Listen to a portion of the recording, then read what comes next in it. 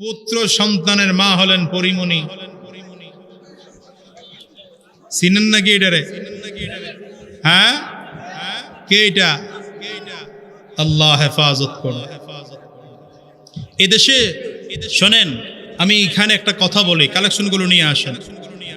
আমার এই দেশে কিছু গুনাহ ফাঁস হয়, হাজারো গুনাহ ফাঁস হওয়া ছাড়া আছে না নাই?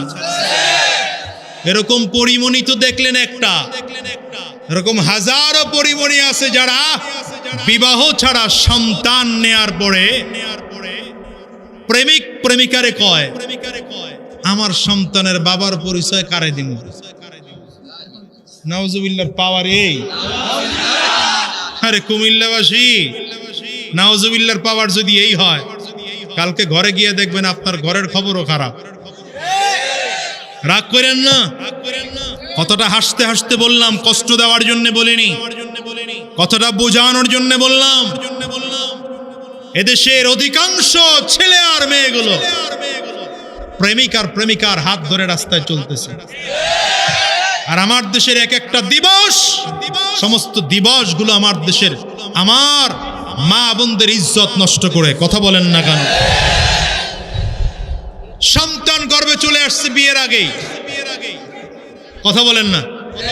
সন্তান গর্ভে চলে আসছে কবে? বিয়ের আগেই চলে আসছে সন্তান গর্ভে। এরপরে বিয়ের স্বীকৃতি চায়, স্বামীর স্বীকৃতি চায়। বলেন তো, বিবাহ ছাড়া সন্তান হওয়া, কথা বলেন, বিবাহ ছাড়া সন্তান জায়েজ না হারাম? সন্তান হয়, হ্যাঁ, জিনার সন্তান হচ্ছে। এরপরে বিয়ে করলা, কোনো লাভ হলো না। কথা বলেন না কেন? এই জন্য বলেছি, আমি তো আগেও বলছি, আসেন নিয়ে আসেন, কথা কর জন্য তো আমি আছি, আসেন স্টেজে নিয়ে আসেন। এই জন্য বলেছি, আমার দেশের মানুষ গুনাহ করে, গুনাহকে গুনাহ মনে করে না। গুনাহকে কি মনে করতেছে না? গুনাহ মনে করতেছে। বিয়ের আগে সন্তান, ছেলে আর মেয়েকে প্রেম করতে হবে, এটা এখন স্টাইল হয়ে পড়ছে। ব্যাস, কালেকশন হয়ে গেলে বসে পড়েন, আরো 2-4 মিনিট কথা বলবো। আসেন, তাড়াতাড়ি করেন, ক্লিয়ার করেন। মাশাআল্লাহ, আলহামদুলিল্লাহ, আল্লাহ কবুল করো। আমিন কন, আমিন কন। মাশাআল্লাহ, এগুলো গুছায় ফেলেন। কই, তাড়াতাড়ি করেন। হ্যাঁ, হয়েছে না? এখন বসেন, আপনারা বসে পড়েন। আমার দেশে এখন, আমি কথাটাই বুঝাইতে চাইছিলাম যে গুনাহটা এখন স্টাইল হয়েছে। গুনাহ এখন কি হয়েছে? স্টাইল হয়ে গেছে। স্কুল থেকে যেখানে শিক্ষা, স্কুল কলেজ ইউনিভার্সিটি, যেখান থেকে মানুষ শিখবে, যেখান থেকে মনুষ্যত্ব শিখবে, বসেন না কেন, দাঁড়ায় আছেন, যেখান থেকে মনুষ্যত্ব শিখবে, যেখান থেকে মানুষ কি শিখবে? কথা কয় না কেন? যেখান থেকে মনুষ্যত্ব শিখবে, সেখান থেকে শিক্ষা সফরে যাওয়া হয়।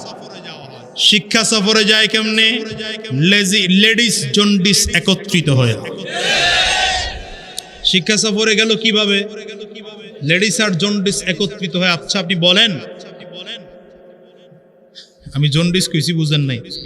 লেডিস আর জেন্টস, ছেলে আর মেয়ে একত্রিত হয়ে রওনা করেছে শিক্ষা সফরে। আপনি বলেন, বাবা মা কোনোদিন খবরও নেয় না, খবরও নেয় না বাবা মা।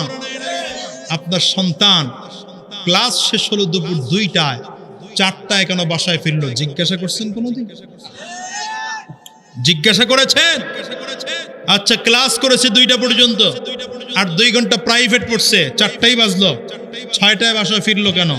জিজ্ঞাসা করেছেন কখনো? রাত 8টায় কেন আপনার বাচ্চা বাসায় ফিরলো? কখনো জিজ্ঞাসা করেছেন?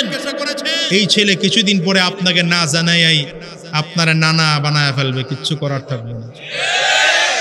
এটাই বিশ্বাস করতে হবে, এটাই মেনে নিতে হবে। আর আমার দেশের সরকার তো এখন এইটারই বৈধ বানায় রাখছে।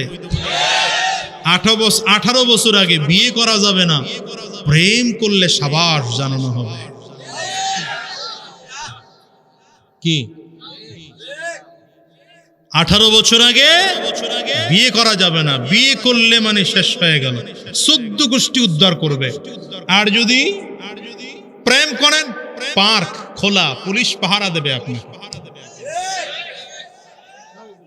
আমি এই জন্য বলেছি কিয়ামতের সবচেয়ে বড় আলামত হলো এটা, গুনাহকে গুনাহ মনে করবে না মানুষ। গুনাহকে মনে করবে সামাজিকতা, গুনাহকে মনে করবে স্টাইল। দেখেন না, আচ্ছা দাড়ি রাখা কি? কে বলছে আপনাদের এই ফতোয়া? কে বলছে আপনাদের সুন্নাত? দাড়ি রাখা ওয়াজিব। বলেন দাড়ি রাখা কি? সবাই বলেন দাড়ি রাখা কি? ওয়াজিব। এটা হাসার কথা না, ভালো করে বুঝেন। দাড়ি রাখা ওয়াজিব।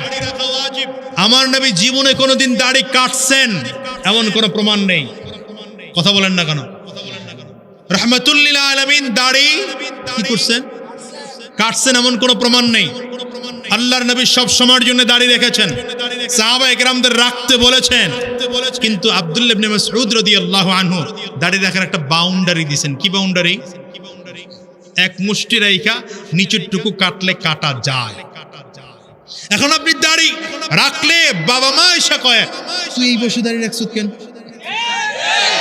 কথা বলেন না কেন?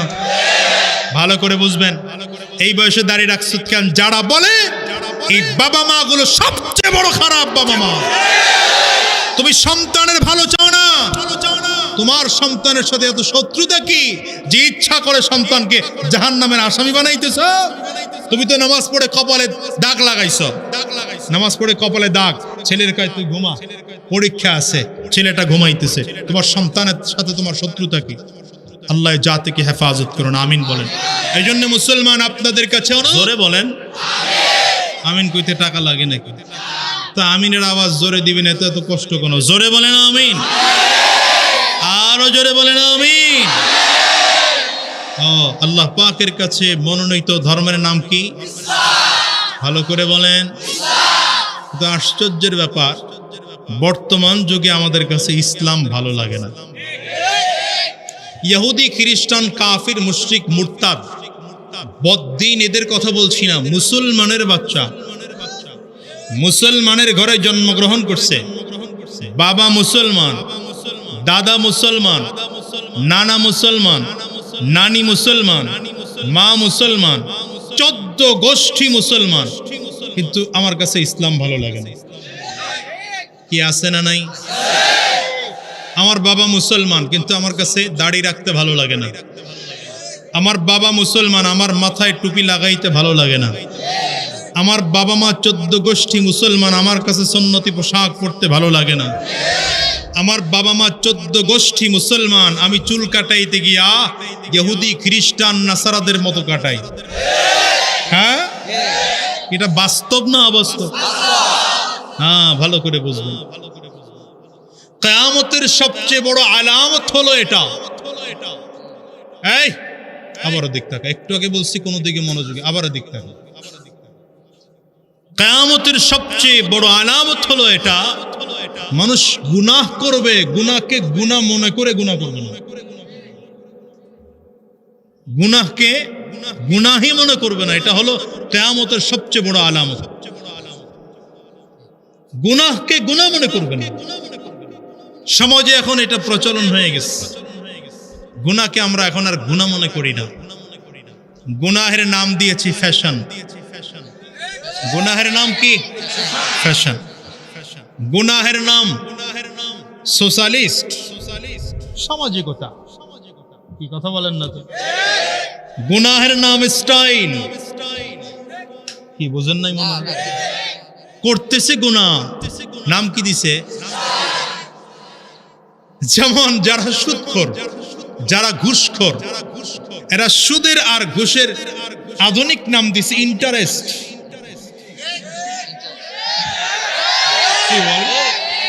আধুনিক নাম কি?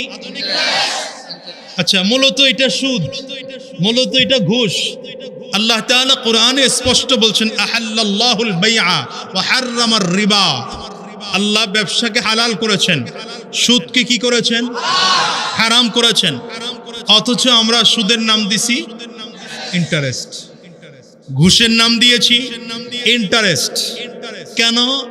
নাম পরিবর্তন করলে মনে করছে হুজুররা আর বুঝবে টুঝবে না, এই জায়গার ফতুয়া দিতে পারবে না।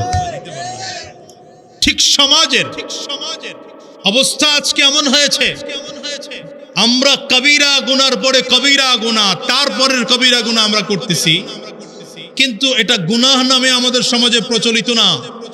আমরা এটাকে চিনি স্টাইল নামে, সামাজিকতা নামে, ভদ্রতা নামে, সভ্যতা নামে। শোনেন, অশ্লীলতা কখনো সভ্যতা হতে পারে না, অশ্লীলতা কখনো স্টাইল হতে পারে না, মূর্খতা কখনো সভ্যতা হতে পারে না। মাথার চুল কাটায়, মাথার চুল কাটায় রাসূলুল্লাহ সাল্লাল্লাহু আলাইহি ওয়াসাল্লামের কথা বলেন কেন আপনারা?